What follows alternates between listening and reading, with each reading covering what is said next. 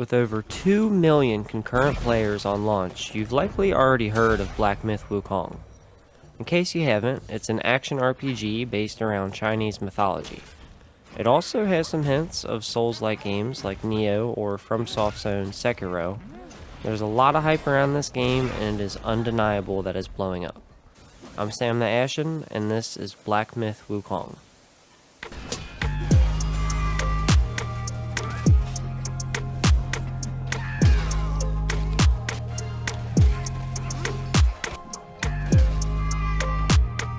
I remember seeing a short trailer for this game years ago before Elden Ring even came out in 2022, and I thought it looked incredible. It reminded me of Dark Souls, but with a completely different setting and style, flashier moves, and maybe even bigger boss fights. I've been excited for it ever since, but with all the games that I've been excited for that eventually came out and flopped, I tried to keep my expectations reasonably low. Then I saw that on day one, Black Myth Wukong had almost 200,000 reviews on Steam alone at overwhelmingly positive, so I knew that it had to be doing something pretty great. It also had 2 million concurrent players on launch day, which beat out pretty much every other big game like Dota 2 or CSGO, and the only one that it didn't beat out was PUBG. This is still a really amazing accomplishment. Now moving on from all the hype and onto the actual game. The game starts you off in a giant epic war in the mountains and in the clouds, and after some story stuff happens, you go to the present day where you meet your character, who is attempting the journey to find the 6 relics across the land. You start out with just a basic staff and robes, and as you start to progress through the world, you might find new equipment, and as you take out enemies, which are pretty much everything but human. Most enemies are anthropomorphic animals, and the designs aren't anything crazy, but they are really well done, and the animations look really great. You'll start to unlock ability points, or sparks, so you can start to unlock new skills, passive abilities, new stances, new combos, work on your stats, etc. This game's checkpoints are really similar to bonfires in Souls games, while being a bit more forgiving with how often you come across them. At the shrine, you can purchase upgrade materials or consumables, spend your skill points or reset them if you want to try something new, and craft new armor and weapons. The combat is obviously the major standout here. It's probably the most important aspect of the whole game as well. Luckily, the combat is pretty awesome.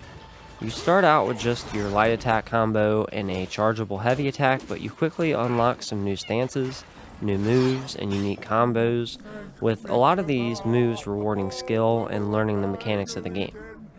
The attack animations are quick and snappy, while also being really purposeful and precise, and still feeling impactful, especially on the combo finishers or the heavy attacks, which is quite the impressive feat. Along with health and stamina, there is a might bar, which is similar to mana, and there's your resolve points, which let you do more powerful attacks.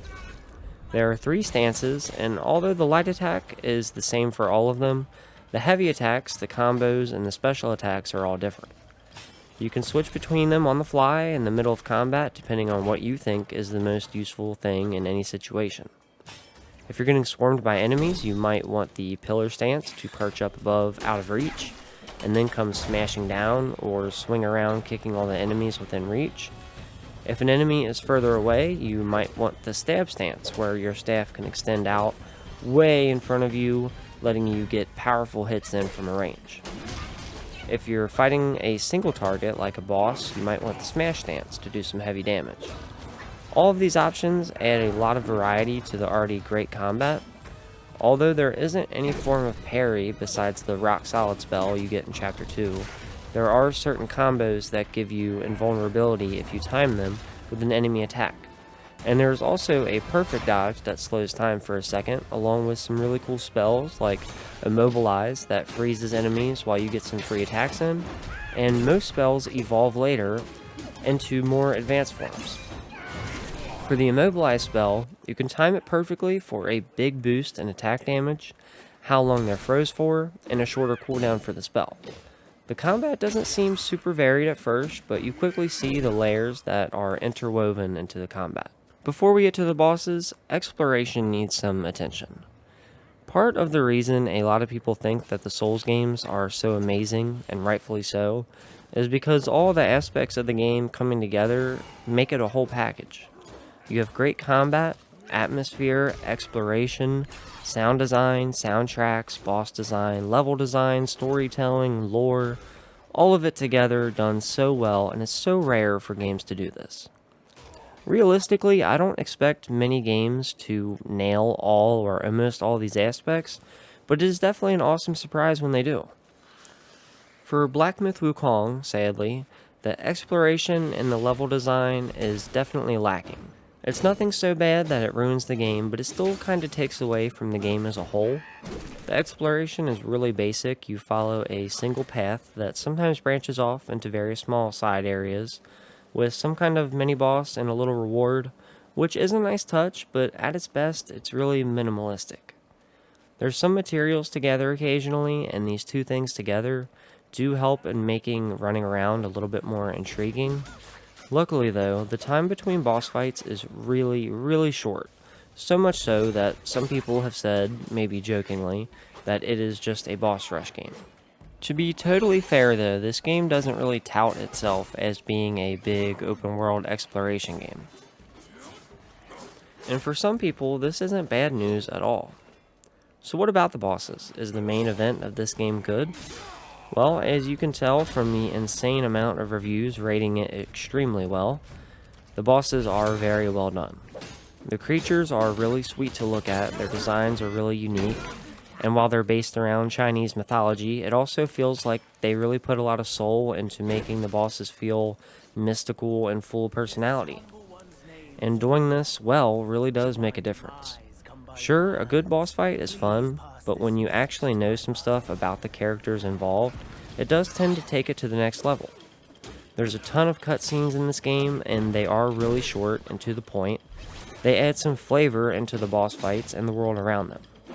Each of the bosses, whether they are a giant flaming bear, a half-snake, half-human hybrid, or a giant frog, they all feel different and unique with their own movesets and designs.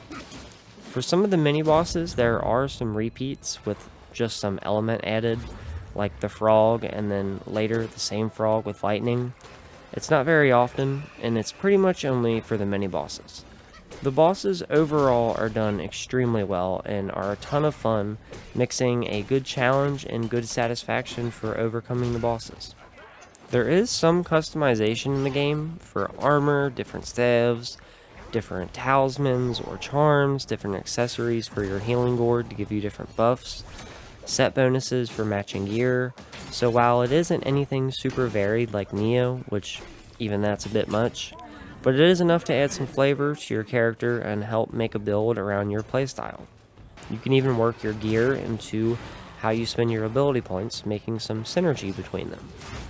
It's not too much or overwhelming, it's there if you want it, and you could probably survive just fine without too much thought getting put into it.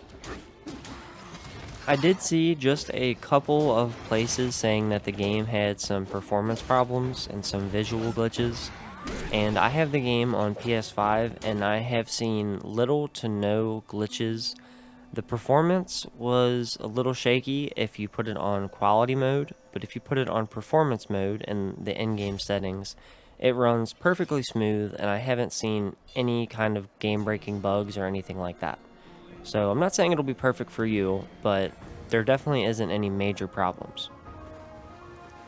So overall, Black Myth Wukong is really a standout in the giant mass of Souls-likes. And to be fair, this game isn't really a Souls-like, and it definitely has its own story, its own setting, its own combat system, so it definitely stands on its own 2 feet.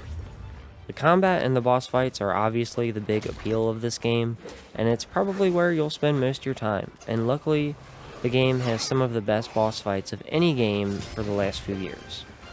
The story is based around Chinese mythology, which is generally pretty interesting. There's a lot of cool places and cool creatures to see, and I'm interested to know your thoughts on it.